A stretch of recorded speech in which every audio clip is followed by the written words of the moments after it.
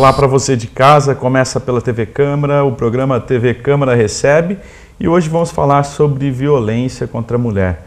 Sobre esse tema a gente tem a presença aqui da doutora Sara e da doutora Daniele.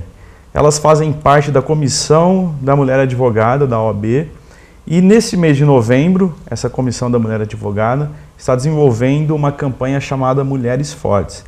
E a TV Câmara é parceira dessa campanha e vocês vão estar hoje, a partir de hoje, conhecendo mais sobre a proposta dessa campanha. A gente vai estar discutindo uma temática que, infelizmente, ainda é preocupante no Brasil, a violência contra a mulher. O país apresenta altos índices.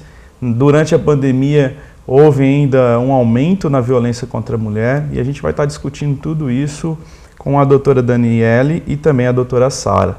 Então, eu te convido a acompanhar esse TV Câmara Recebe sobre essa temática da campanha Mulheres Fortes. Então, vamos lá, começando aqui a minha direita com a doutora Sara.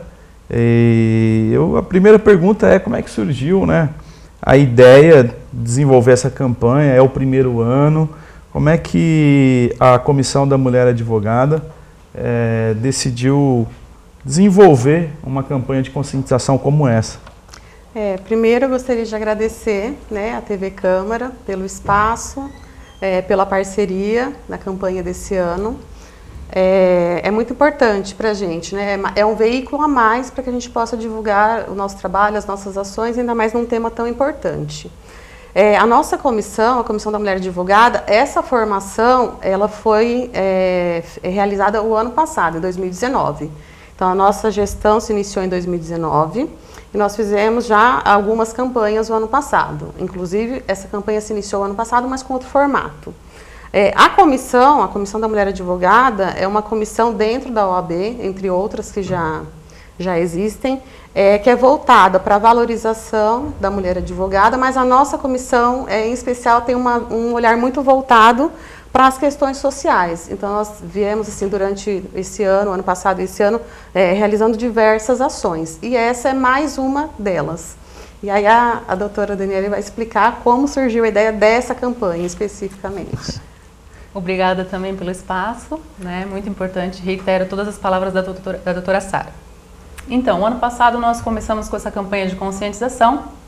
Dia 25 de novembro é o marco, né, pela eliminação da violência contra a mulher. E nós desenvolvemos, então, através da campanha Mulheres Fortes, várias ações de conscientização, rodas de conversas nas escolas, participação em passeatas, distribuição de material informativo para a sociedade e o lançamento da revista Sororidade e Justiça, que também tem a intenção de informar a população. O tema relacionado à violência à mulher. Esse ano, em decorrência da pandemia, nós não pudemos estar presente, né, nas escolas, nas ruas, enfim. Então, em parceria com a TV Câmara, autoridades e especialistas da área, nós fizemos uma gravação aí que vai do início de novembro até o dia 25, que é o marco pela eliminação da violência contra a mulher, de vídeos curtos e informativos para ser aí distribuído para a população. Como eu falei no início do programa, infelizmente ainda, né, a violência contra a mulher é recorrente no Brasil, né? E eu queria que vocês abordassem para a gente os tipos de violência contra a mulher mais comuns, que muitas vezes na advocacia vocês acabam atendendo esses casos. Isso, a Lei Maria da Penha, ela tipificou algumas condutas que são praticadas pelos homens em relação às mulheres para que houvesse essa consciência de que determinadas práticas, que às vezes as mulheres pensam assim, é o jeito dele, mas não, dentro da lei isso configura um tipo de violência. Então, a Lei Maria da Penha, o artigo 7º, traz 5 tipos de violência. A violência física, a violência psicológica, a violência moral, a sexual e a patrimonial. Inclusive, nesses vídeos, né, a gente explica quais são as práticas, quais são as condutas que se encaixam em cada tipo de violência. Então, assim, para o senso comum, pode pensar que violência contra a mulher é agressão só física. E não, envolve também a psicológica, a tortura psicológica, patrimonial. É casado com comunhão de bens, aí numa separação não quer deixar nada para a esposa. São coisas desse tipo, né? Isso.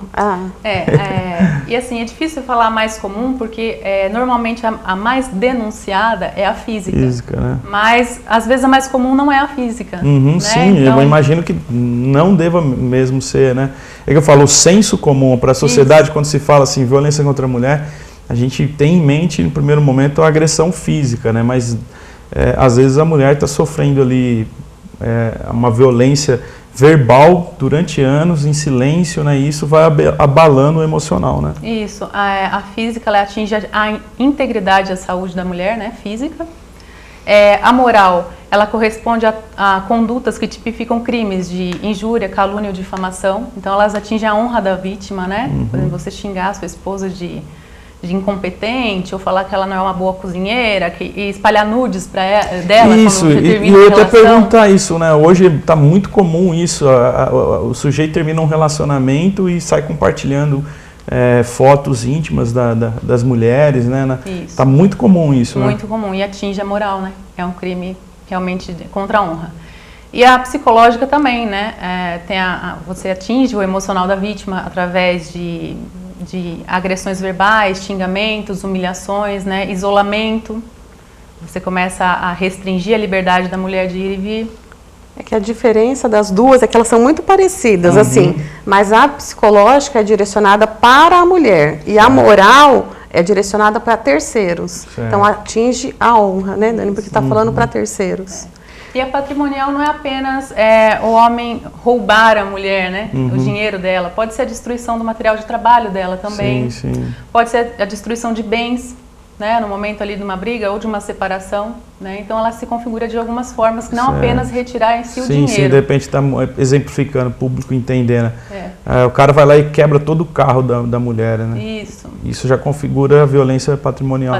Retenção de documentos também, que ela precisa às vezes do documento, até para ir embora, né? Preciso viajar e ele retém os documentos, também configura como patrimonial.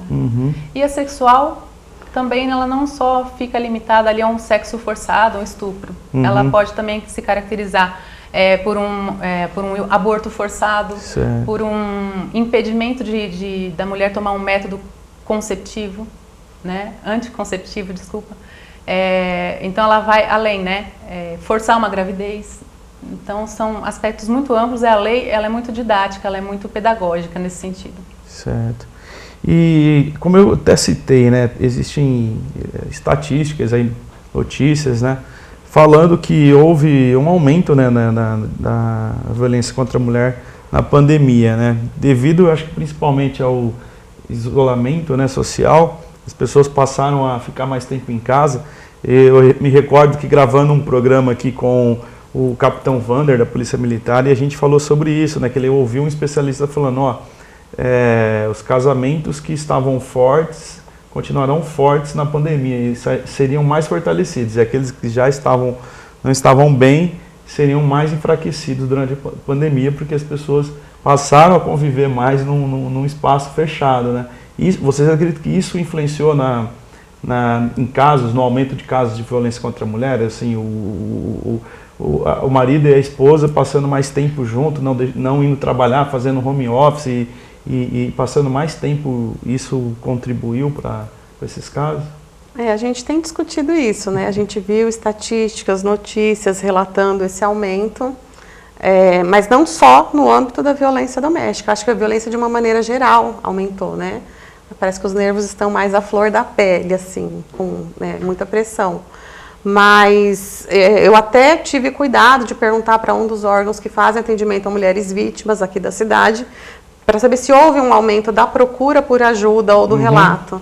Que foi o pessoal do CRES que me passou a informação. Ela disse que esse número se manteve. Então, assim, não sei se é porque as denúncias não têm chegado, né? Mas a nossa realidade aqui local, pelo menos numericamente, a gente não teve essa impressão. De uma grande cidade. Isso, né? Então... Mas a gente acredita que sim, que houve um aumento não só em relação à mulher, mas que de uma maneira geral. Os dados do Ministério da Mulher, eles apontaram que já no início de abril houve um aumento de 38% de denúncias do que o ano do mês correspondente do ano passado. Certo. Então, assim, verificou-se também que feminicídios também aumentaram. Mas uma coisa que eles repararam é que o número, por exemplo, alguns crimes tiveram queda, na verdade. Estacionaram ou tiveram queda. Por exemplo, assim, números de concessões de medida protetiva em favor da mulher diminuíram. Acredita-se pela dificuldade da vítima de sair, se deslocar, procurar um órgão, como é que eu vou sair de casa nessa pandemia. E a convivência constante, a vigilância constante, né?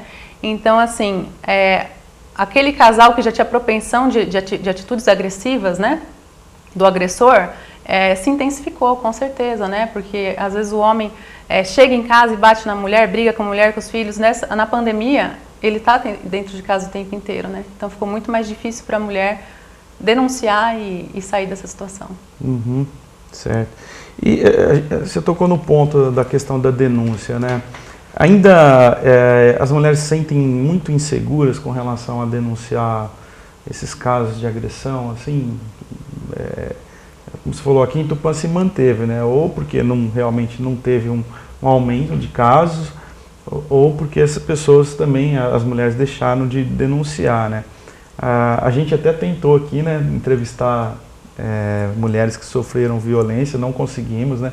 Porque é um tema muito difícil e aí eu pergunto para vocês, é muito difícil a mulher denunciar? Ela sempre tem um pé atrás? Como é que é? Então, um dos objetivos da campanha é orientar as mulheres, e a gente acaba também trabalhando a questão do homem, porque às vezes a própria vítima ela não compreende que aquilo que ela está sofrendo é uma violência.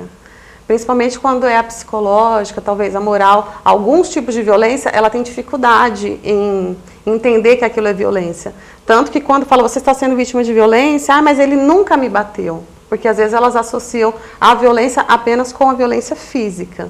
Né? Então ela vem sendo tratada de uma maneira, ela tem sido tratada de forma violenta, mas ela não entende que aquilo que ela vem sofrendo é uma prática, né, de um crime. E o homem também, às vezes ele tem dificuldade de entender que certas condutas, certas práticas são violência. Então o primeiro passo é esse, ela entender que aquilo que ela vem sofrendo é violência. E aí, em seguida, vem a dificuldade mesmo, talvez o medo porque eles ameaçam, né? Olha, se você me denunciar, eu vou matar você, eu vou matar a sua família, então elas não vão por medo.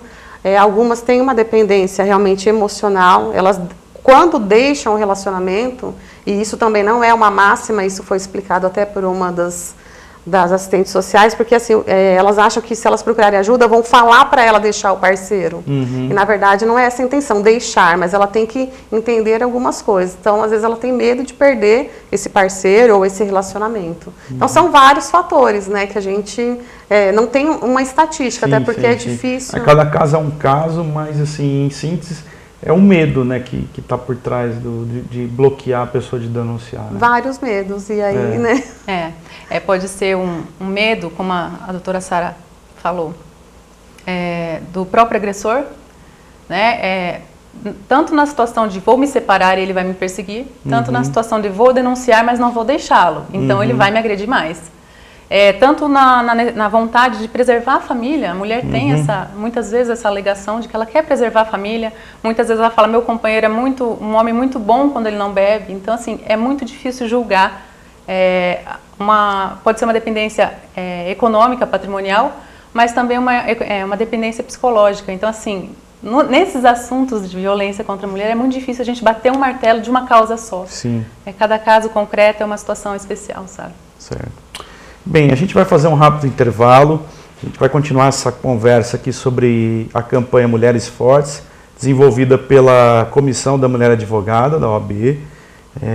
Fala com a gente aqui sobre esse tema a doutora Sara, aqui à minha direita e à minha esquerda a doutora Daniele, e a gente vai discutir esse tema que infelizmente ainda é recorrente na nossa sociedade, mas a gente precisa discutir, precisa conscientizar e principalmente incentivar quem sofre algum tipo de violência a denunciar o agressor. Então não saia daí, a gente volta já com o TV Câmara Recebe.